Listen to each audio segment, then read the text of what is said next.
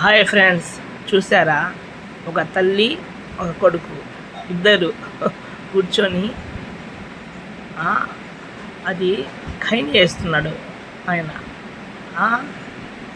అడుక్కు తినేవాళ్ళు, అడుక్కునేది, ఖైనీలు తినేది, ఆల్కహాల్ అన్నమాట తినేది,